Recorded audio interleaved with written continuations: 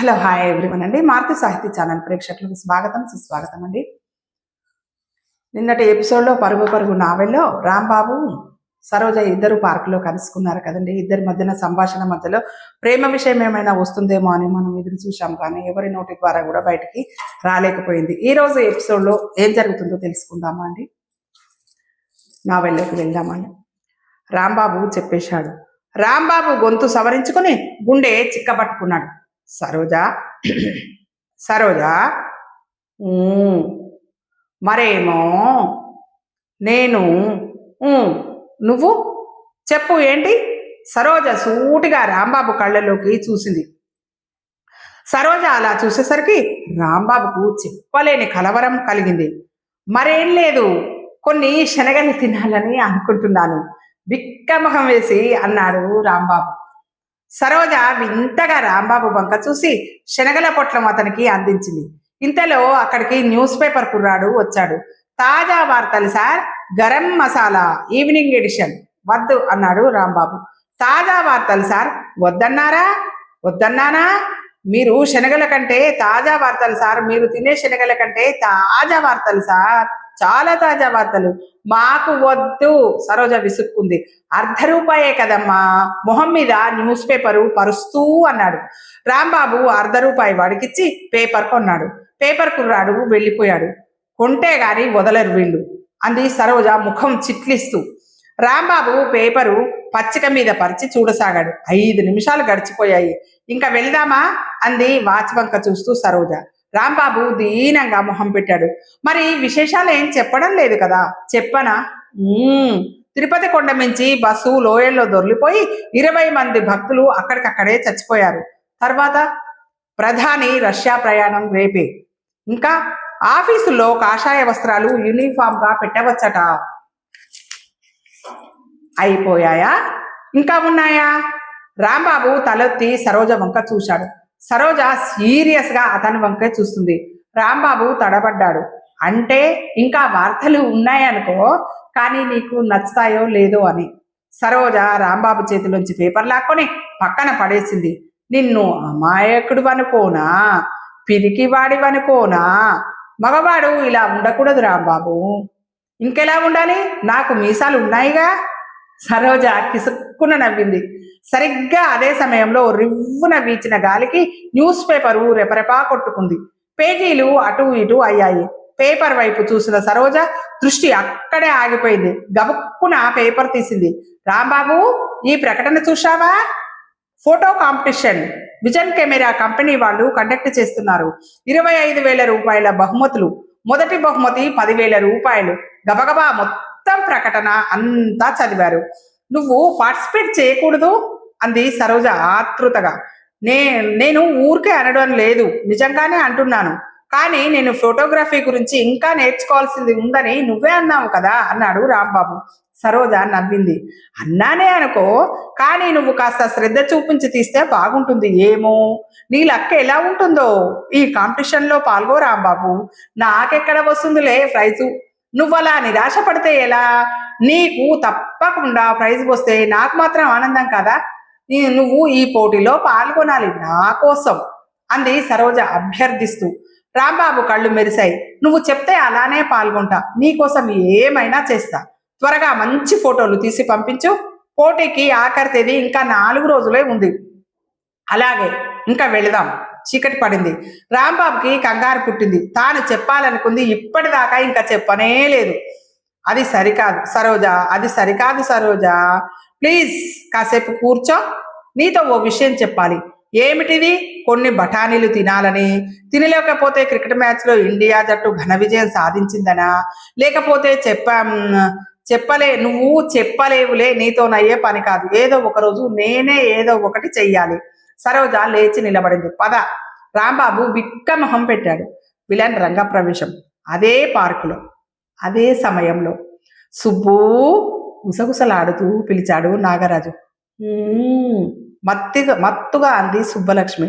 నువ్వు వాడేదేం సబ్బు? సుబ్బలక్ష్మి కిలకిలా నవ్వింది. ఎందుకని?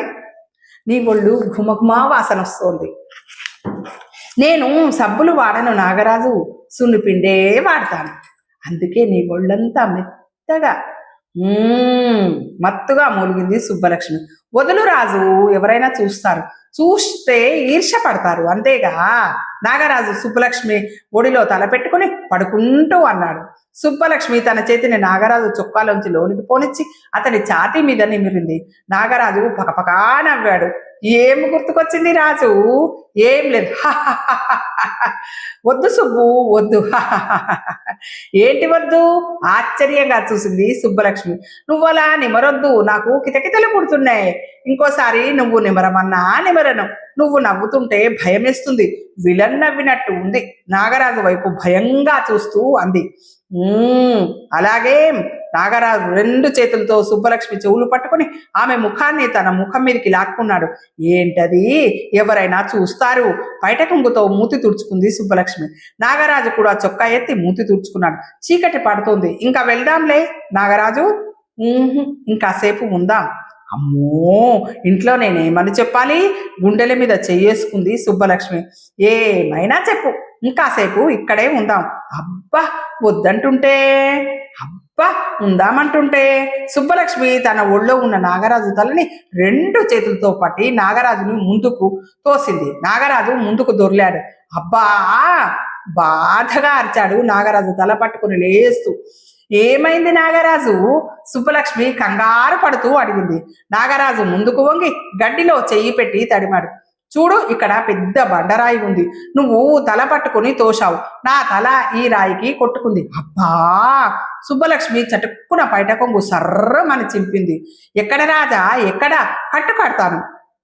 వెధవ సినిమా వేషాలు నువ్వు. ఆ గుడ్డ పీలిక అవతల పారే. నాకేం రక్తం కారడం లేదు. పళ్ళు కొరుకుతూ తల రుద్దుకున్నాడు నాగరాజు. సారీ రాజు, టైం అయిపోతుందన్న కంగారులో అలా తోశాను. అయినా ఈ బాధ ఎప్పుడూ ఉండదుగా. మన పెళ్ళైతే ఎప్పుడూ నీ దగ్గరే ఉంటానుగా. నాగరాజు ఉలిక్కి పడ్డాడు. ఏమిటి పెళ్ళా? నిన్న? ఈసారి సుబ్బలక్ష్మి ఉలిక్కి పడి చూసింది. ఏంటి అలా అంటున్నావు? మనం పెళ్లి చేసుకోమా? నువ్వు నన్ను ప్రేమించడం లేదా? ప్రేమిస్తున్నాను కానీ నిన్ను పెళ్లి చేసుకుంటానని ఎప్పుడైనా నీతో చెప్పానా? అలా చెప్పలేదే. నీలాంటి సుబ్బలక్ష్ముల్ని, వెంకటలక్ష్ముల్ని పెళ్లి చేసుకుంటూ పోతే ఇక అయినట్టే. నాగరాజు. సుబ్బలక్ష్మి నాగరాజు నడుం పట్టుకుంది బాధగా. అలా విలల్లా నవ్వకు రాజు, అలా విలల్లా నవ్వకు రాజు, నాకు భయం వేస్తుంది. సుబ్బలక్ష్మి భయంగా చూస్తూ అంది. నడుం మీద నుంచి చేతి నాకు కితకితలు పెడుతున్నాయి. సుబ్బలక్ష్మి చేతులు తీసేసింది. నువ్వు నన్ను ఇష్టపడ్డావు, నేను నిన్ను కూడా ఇష్టపడ్డాను. ఇద్దరం కలిసి తిరిగాం అంతే. దీన్ని పెళ్లితో ముడిపెట్టకు. నా పెళ్లి ఇంకో అమ్మాయితో నా చిన్నప్పుడే కుదిరిపోయింది. ఎవరా అదృష్టవంతురాలు? సుబ్బలక్ష్మి కన్నీళ్లు తుడుచుకుంటూ జాలిగా అడిగింది. మేనమామ కూతురు. ఎలా ఉంటుంది? సుబ్బలక్ష్మి గాద్గదిక స్వరంతో అడిగింది. సుబ్బలక్ష్మి సరిగ్గా ఈ ప్రశ్న అడుగుతున్న సమయంలో పార్కు గేటు వైపు నుంచి ఒక జంట వెళ్ళడం గమనించాడు నాగరాజు. ఎలా ఉంటుందా? అదిగో అక్కడ పార్కు గేటు వైపు అటు వెళ్తున్నారే, ఆ అమ్మాయి లేదు, అచ్చుగుద్దినట్టుగా అలానే ఉంటుంది అన్నాడు సుబ్బలక్ష్మికి ఆ జంటను చూపిస్తూ నాగరాజు. నాగరాజు మళ్ళీ తల తిప్పి చూసేసరికి పార్కు గేట్లో నుంచి బయటికి వెళ్తూ కనిపించిందో జంట. పార్కు గేటు దగ్గరున్న ట్యూబ్ లైట్ కాంతిలో ఆ జంట స్పష్టంగా కనిపించింది నాగరాజుకి. నాగరాజు ఒక్కసారి ఉలిక్కి పడ్డాడు. సరిగ్గా అలాగే ఉండడం ఏమిటి? ఆవిడే ఈవిడ, ఆమెనే ఈమె. నాగరాజు పళ్ళు పటపటా కొరికి జేబులోంచి మడత కత్తి తీసి, ఓరే ఎవర్రా వాడు అని అరుస్తూ అటు పరిగెత్తబోయి ఇందాక తల కొట్టుకున్న రాయికే కాలు కొట్టుకుని బోర్లా పడిపోయాడు. అబ్బా అని బాధతో ములిగి ముక్కురుద్దుకుని లేచి గేటు బయటికి పరిగెత్తాడు. అతనికి అంత దూరంలో ఒక ఆటోలోకి ఒక వ్యక్తి ఎక్కడం, అతని వెనుకే తెల్ల చీరలో దేవతలా మెరిసిపోతున్న సరోజ ఎక్కడం, వెంటనే ఆటో అక్కడి నుంచి కదిలి వెళ్ళిపోవడం గమనించాడు నాగరాజు. నాగరాజు పళ్ళు పటపటా కొరికి మడత కత్తి వైపు కసిగా చూస్తూ గొనిగాడు. పొడి చేస్తా. అసలు కథ మొదలైంది. రాత్రి 8 గంటలైంది. State bank colony. రోడ్లన్నీ నిర్మానుష్యంగా ఉన్నాయి. రోడ్డు మీద జనసంచారం ఏ మాత్రం లేదు. కారణం ఆ రోజు శనివారం కావడమే. అందరూ ఇళ్లలో కూర్చొని టీవీలో తెలుగు సినిమా చూస్తున్నారు. ఆ సమయంలో ఒక బ్లాక్ అంబాసిడర్ కారు వచ్చి ఆ ఇంటి ముందు ఆగింది. కారులో ఇద్దరు స్థూలకాయలు కూర్చొని ఉన్నారు. ఒకడి పేరు జగ్గు, డ్రైవింగ్ సీట్ లో కూర్చొని ఉన్నాడు. రెండో వాడు వీరు, జగ్గు పక్కనే కూర్చొని ఉన్నాడు. ఇద్దరు మౌనంగా 2 నిమిషాల పాటు కారులోనే కూర్చున్నారు. వాళ్ళు మాట్లాడటం లేదు. వాళ్ళ కళ్ళు మాత్రం పరిసర ప్రాంతాల్ని గమనిస్తూ ఉన్నాయి. జగ్గు నెత్తిన రింగులు తిరిగిన జుట్టు పెద్ద దుబ్బులా పెరిగింది. పెద్ద మీసాలు, కనుబొమ్మలు కూడా గుబురుగా ఉన్నాయి. అడ్డచారల టీషర్టు టైట్ గా ఒంటికి పట్టుకుని అతని కండల్ని ప్రదర్శిస్తూ ఉంది ఆ టీషర్టు. వీరు జగ్గుకి పూర్తిగా విరుద్ధం. అతడు నున్నగా గుండు గీయించుకున్నాడు. మీసాలు లేవు. కనుబొమ్మలు కూడా చాలా పల్చగా ఉన్నాయి. నున్నగా గీసుకున్న గెడ్డెం. కానీ కండల్లో మాత్రం జగ్గుకి సమవుజ్జిగా ఉన్నాడు. అతని నోట్లో బీడి వెలుగుతోంది. వీధిలో ఎవ్వరూ లేరు. ఇక దిగుదామా? జగ్గు అన్నాడు. వీరు విండోలోంచి బీడీ ముక్క రోడ్డు మీదకి విసిరేసి పద అన్నాడు, నున్నని గుండును ఎడమ చేత్తో రుద్దుకుంటూ. ఇద్దరు మెల్లగా కారు దిగి శబ్దం కాకుండా డోర్స్ వేశారు. రోడ్డుకు ఇరుప్రక్కలా చూసి కాంపౌండ్ వాళ్ళకున్న గేటు వైపు అడుగులు వేశారు. వీరుకి ఏదో సందేహం వచ్చి ఆగిపోయారు. ఏంటి అక్కడే ఆగిపోయా? త్వరగా రా, ఎవరైనా చూస్తారు తగ్గు స్వరంతో అన్నాడు జగ్గు. ఈ ఇంట్లో కుక్కలుంటాయేమో, నాకు కుక్కలంటే భయం. 2 చేతులతో గుండుని రుద్దుకుంటూ అన్నాడు వీరు. కుక్కలకు భయపడేవాడివి నువ్వేమి రౌడివి? మా ముఠాలో నీలాంటి వాళ్ళు పనికిరారు. ఆలస్యం చెయ్యక త్వరగా రా. వీరు జబ్బ పట్టుకుని లాగాడు జగ్గు. శబ్దం కాకుండా గేటు తెరిచి కాంపౌండ్లోకి ప్రవేశించారు ఇద్దరు. ఇంట్లో ఆమె కాక ఎవరైనా ఉంటారా? మెల్లగా అడిగాడు వీరు. ఆమె ఒక్కరితే ఉంటుందని చెప్పాడు బాస్. వీరు చెవిలో గొనిగాడు జగ్గు. ఆమె భర్త ఉండడు, బాస్ చెప్పాడు. బాస్కి ఎలా తెలుసు? బాస్కి తెలియనిదంటూ ఏది ఉండదు. అన్నీ తెలుసుకునే మనల్ని ఇక్కడికి పంపాడు. అందుకే అతను బాస్. మనము మామూలు రౌడీలం. ఇంతకీ మనల్ని ఈ పని ఎందుకు చెయ్యమన్నట్టో ఏమో. బాస్ చెయ్యమన్నారు, చెయ్యాలి. ఇద్దరు వీధి గుమ్మం సమీపించారు. జగ్గు కాలింగ్ బెల్ నొక్కాడు. లోపల బెల్ మోగుతున్న శబ్దం వినిపించింది. ఇద్దరు రెడీగా ఉన్నారు. 1, 2, 3 క్షణాలు గడుస్తున్నాయి. లోపల మాత్రం ఏమీ అలికిడి కావడం లేదు. జగ్గు మళ్ళీ కాలింగ్ బెల్ నొక్కాడు. తలుపు తీసే ఉంది, లోపలికి రండి. లోపల నుండి ఒక తీయని కంఠం గట్టిగా పలికింది. జగ్గు వీరు మొహమొహాలు చూసుకున్నారు. వీరు కనసైగ చేశాడు. జగ్గు మెల్లగా దగ్గరికి వేసి ఉన్న తలుపుని తోశాడు. తలుపు కొద్దిగా తెరుచుకుంది. హంతకులు వస్తున్నారు, జాగ్రత్త. ఆమె బెడ్రూమ్లో మంచం మీద బోర్లా పడుకొని పేపర్ కటింగ్ దీక్షగా చదువుతుంది. అది విజన్ కెమెరా వాళ్ళు ఫోటోగ్రఫీ కాంపిటీషన్కి సంబంధించి ఇచ్చిన ప్రకటన. తను కూడా ఫోటోగ్రఫీ కాంపిటీషన్లో పాల్గొంటేనో. మంచం మీద తన పక్కనే ఉన్న నికాన్ కెమెరాని ఆమె చేతిలోకి తీసుకుంది. దీంట్లో ఇంకా 3-4 స్నాప్స్ మిగిలి ఉంటాయి. రేపు కాంపిటీషన్ కోసము అవి ఎక్స్పోజ్ చేయాలి. ఆలోచిస్తూ కెమెరాకి ఉన్న ఆటో ఫ్లాష్ బటన్ని అటూ ఇటూ కదపసాగింది. ఇంతలో ఎవరో వచ్చినట్టు కాలింగ్ బెల్లు వినపడింది. ఆయనే అయ్యుంటారు. తలుపులు తీసే ఉన్నాయిగా, ఆయనే వస్తారు. మంచం మీద నుండి లేవకుండానే అనుకుంది. నిమిషం తర్వాత కాలింగ్ బెల్లు మళ్ళీ మోగింది. తలుపు తీసే ఉంది, లోపలికి రండి. ఆమె కేక గట్టిగా పెట్టింది. తలుపు తోసిన శబ్దం, అడుగుల చప్పుడు. ఆ అడుగుల చప్పుడు ఆయనవి కావు, మరి ఎవరివి? అది కూడా ఒక్కళ్ళు నడుస్తున్నట్లుగా లేదు, 2, 3 ఎవరై ఉంటారు? ఆమె అలా ఆలోచిస్తుండగానే గది గుమ్మంలో 2 భయంకరాకారాలు ప్రత్యక్షమైనారు. ఆమె ఆశ్చర్యంతో భయంతో కళ్ళు పెద్దవి చేసి చూసింది. వాళ్ళిద్దరూ ఆమె వంకే తీక్షణంగా చూస్తూ అడుగులు ముందుకు వేస్తున్నారు. ఆమె మంచం మీద నుండి చటుక్కున లేచి నిలబడింది. ఎవరు మీరు? కంగారుగా అడిగింది. నీ పాలిటి ఏముళ్ళం అంటూ వికటాట్టహాసం చేశాడు జగ్గు. వీరు గడగడా వణికాడు. నీ నవ్వు తగలేయ్యా. ఆమె భయపడుతుందో లేదో గాని నీ నవ్వుకు నాకు భయం వేస్తుంది. కాస్త మెల్లగా నవ్వు, చుట్టుపక్కల వాళ్ళు వింటారు. జగ్గు డొక్కలో మోచేత్తో పొడుస్తూ చెవిలో గొణిగాడు వీరు. జగ్గు నాలుక కొరుక్కున్నాడు. ఆ విషయమే మర్చిపోయాను. ఎవరు మీరంటే చెప్పరేమి? ఆమె కంగారుగా అడిగింది. చెప్పానుగా నీ పాలిటి ఎముళ్ళమని. హహహహ. ఈసారి కాస్త మెల్లగా నవ్వారు. వాళ్ళ ఇద్దరు 2 అడుగులు ముందుకు వేశారు. ఆమె భయంగా 2 అడుగులు వెనక్కి వేసింది. వాళ్ళిద్దరి చేతులు గాల్లోకి రివ్వున లేచాయి. ఆ చేతుల్లోని కత్తులు లైట్ వెలుతురులో తళుక్కున మెరిశాయి. ఆమె చేతిలో నికాన్ కెమెరా కిందికి జారిపడింది. భయంతో ఆమె వేసిన ఆ కేక ఆ గదిలో ప్రతిధ్వనించింది.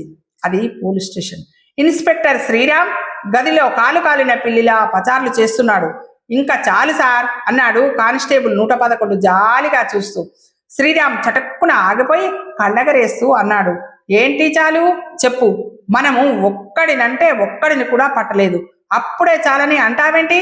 షూట్ చేసేస్తాను. నేను అంటున్నది స్మగ్లర్లని పట్టడం గురించి కాదు సార్.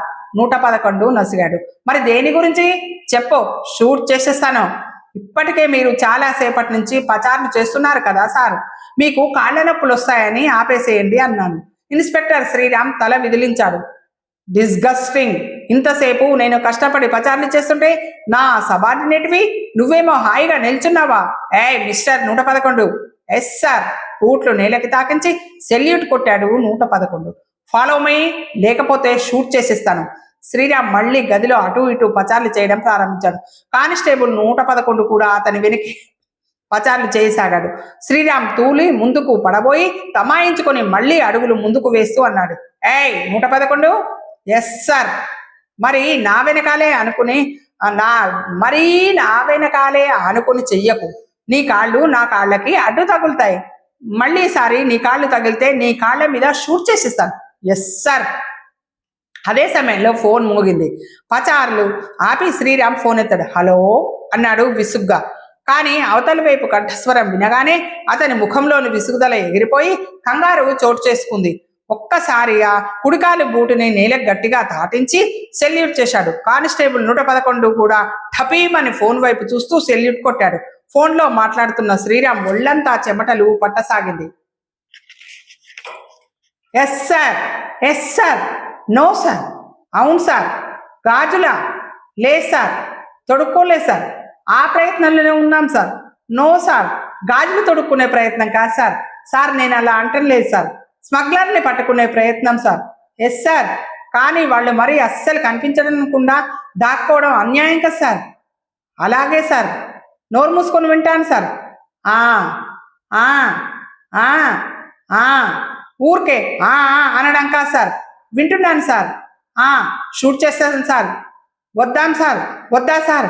ప్రాణాలతో పట్టుకోవాలా సార్? అలాగే సార్. Yes sir. అలాగే సార్. ఉంటాను సార్. బూట్ కాలు నేలకేసి కొట్టి మరోసారి సెల్యూట్ చేశాడు శ్రీరామ్. కానిస్టేబుల్ 111 కూడా సెల్యూట్ చేశాడు. శ్రీరాము ఫోన్ పెట్టేశాడు. అంటూ జేబులోంచి రుమాలు తీసి మొహానికి పట్టిన చెమటలు తుడుచుకున్నాడు. ఎవరు సార్ అన్నాడు 111. ఇంకెవరు, ఎస్పీ గారే. పట్టేయ్ అంటాడు. ఇదేమైనా లాడ్జింగులు రైడ్ చేసి కేసులను పట్టేయడమా, లేకపోతే రాంగ్ సైడ్ వెళ్లే వాళ్ళని పట్టేయడమా? స్మగ్లర్లని పట్టడం. వాళ్ళకేమైనా మనం ముందుకొచ్చి మనం పట్టుకోవచ్చు, ఎలా ముందుకొస్తారా పట్టుకోవడానికి అంటూ దొంగాటలాడతారా ఏంటి పట్టుకోవడానికి? అసలు ఈ స్మగ్లర్లంతా ఎక్కడ దాక్కుంటారు సార్? అది తెలిస్తే ప్రాబ్లం ఏముందయ్యా, వెళ్ళి షూట్ చేసి పారేయను అన్నాడు శ్రీరామ్ నడుం బెల్టుకున్న పిస్తోల్ని చేతిలోనికి తీసుకొని పొజిషన్లో పట్టుకుంటూ. అప్పుడు చూశాడు గుమ్మంలో నిలబడి ఉన్న ఆ యువకుడిని శ్రీరామ్. మిస్సింగ్. అతని జుట్టు రేగి ఉంది, కళ్ళు ఎర్రగా ఉన్నాయి, గిడ్డెం మాసి ఉంది, బట్టలు నలిగి ఉన్నాయి. శ్రీరాము 2 అడుగులు వెనక్కి వేసి పిస్తోల్ని అతనికి గురిపెట్టి అడిగాడు, ఎవరు నువ్వు? అతను బదులు పలకలేదు గాని గదిలోకి 2 అడుగులు వేశాడు. శ్రీరాము మరో 2 అడుగులు వెనక్కి వేశాడు. ఎంతసేపటి నుండి గుమ్మం దగ్గర నిల్చున్నావు? పోలీసుల రహస్యాలు తెలుసుకోవడానికి మీ ముఠా వాళ్ళు నిన్ను పంపించలేదు కదా. మీతో పనుండి వచ్చాను ఇన్స్పెక్టర్ గారు, అతను నీరసంగా అన్నాడు. శ్రీరామ్ 111 ఇద్దరు ముఖాలు ఒకళ్ళు చూసుకున్నారు. 111 తల అడ్డంగా ఊపాడు. శ్రీరామ్ తృప్తిగా తల పంకించి పిస్టలు బెల్టుకున్న కేసులో పెట్టేసుకున్నాడు. మీరు ఆ బాపతులా లేరు, రండి కూర్చోండి, తన రివాల్వింగ్ చైర్లో కూర్చుంటూ అన్నాడు. అతను శ్రీరామ్కి ఎదురుగా కూర్చున్నాడు. చెప్పండి, మీ ఇంట్లో దొంగతనం జరిగిందా? శ్రీరామ్ కుర్చీలో ముందుకు వంగుతో అడిగాడు. అతను తల అడ్డంగా ఊపాడు. ఎవరైనా హత్య చేశారా? చెప్పండి, షూట్ చేసి పారేద్దాం. మా ఆవిడ కనిపించడం లేదు, దిగులుగా అన్నాడు అతను. ఎప్పటి నుండి? నిన్నటి నుండి అంటే ఏ టైం నుండి? నిన్న ఉదయం నుండా, మధ్యాహ్నం నుండా, సాయంత్రం నుండా, రాత్రి నుండా? ఏమోనండి, నేను ఉదయం ఇంటి నుండి బయలుదేరేటప్పటికి ఇంట్లోనే ఉంది. రాత్రి 9 గంటలకి ఇంటికి వచ్చేసరికి ఇంట్లో లేదు. ఏ సినిమాకో ఫ్రెండ్స్ ఇంటికో వెళ్ళిందని అనుకున్నాను. అర్ధరాత్రి రాకపోయినా ఏ పార్టీకో వెళ్ళి ఆలస్యమైతే ఫ్రెండ్స్ ఇంట్లోనే పడుకుందేమో అని అనుకున్నాను. కానీ ఇప్పటిదాకా రాకపోయేసరికి అనుమానం వచ్చి మీ దగ్గరికి వచ్చాను. మీరేం చేస్తుంటారు? తన పేరు రంగనాథరావు అని, ఒక జాతీయ బ్యాంకులో క్యాషియర్గా పనిచేస్తున్నానని చెప్తున్నాడు అతను. ఇదివరకు ఎప్పుడైనా ఇలా వెళ్ళారా? లేదండి, నాతో చెప్పకుండా ఎక్కడికి వెళ్ళదు, అందుకే కంగారు పుట్టి మీ దగ్గరికి వచ్చాను అన్నాడు దీనంగా రంగనాథరావు. మీకు అభిప్రాయ భేదాలు, గొడవలు ఏమీ రాలేదు కదా? అతను తల అడ్డంగా ఊగించాడు. మరేమీ కంగారు పడకండి, ఆవిడ ఎక్కడున్నా వెతికి పట్టుకుంటాం. ఎవడైనా కిడ్నాప్ చేస్తే వాడిని పట్టుకొని షూట్ చేసేస్తాం. మీ ఆవిడ పేరు ఏమిటన్నారు? నీలిమ. మంచి పేరు. కంప్లైంట్ రాసివ్వండి. రంగనాథరావు కంప్లైంట్ రాసిచ్చాడు. ఫోటో ఏమైనా తెచ్చారా? రంగనాథరావు చేతిలోని కవర్ శ్రీరామ్కి అందించాడు. కవర్లోని ఫోటో బయటకు తీసి చూసి కళ్ళెగరవేశాడు. మీరు అదృష్టవంతులు, మీ భార్య చాలా అందగత్తే. అతను విరక్తిగా నవ్వాడు. ఆమె మళ్ళీ నాకు కనిపిస్తే అదృష్టవంతుని కిందే లెక్క. శ్రీరామ్ అతనికి ధైర్యం చెప్పాడు. రంగనాథరావు సెలవు తీసుకుని వెళ్ళిపోయాడు. శ్రీరామ్ రివాల్వింగ్ చైర్లో రిలాక్స్ అయి గిరగిరా 4 రౌండ్లు తిరిగాడు. ఈ కేసులో తల తిరిగిపోతుందోయ్ అన్నాడు కానిస్టేబుల్ 111తో. కేసుల వల్ల కాదులేండి, మీరు ఆ రివాల్వింగ్ చైర్లో గిరున తిరగడం వల్ల. శ్రీరాము నాలుక కొరుక్కున్నాడు. అప్పుడు సమయం ఉదయం 11 గంటలైంది. సరిగ్గా అదే సమయంలో ఊరికి దూరంగా నిర్జన ప్రదేశంలో. ఏం జరిగిందో రేపటి ఎపిసోడ్లో తెలుసుకుందామండి. ఈరోజు పరుగో పరుగు నావెల్లోని ఈ భాగం మీకు నచ్చినట్టయితే లైక్ చేయండి, షేర్ చేయండి, మన ఛానల్ని సబ్స్క్రైబ్ చేసుకోండి. మీ అందరి ఆశీస్సులు, ఆదరాభిమానాలు మన మారుతి సాహితీ ఛానల్కు ఎల్లవేళలా ఉండాలని మనస్ఫూర్తిగా కోరుకుంటూ, మనందరము ఆనందంగా, ఆరోగ్యంగా, సుఖంగా, సంతోషంగా ఉండాలని మనస్ఫూర్తిగా కోరుకుంటూ రేపటి ఎపిసోడ్లో మళ్ళీ కలుసుకుందామండి. మీ మారుతి సాహితీ ఛానల్ అండి.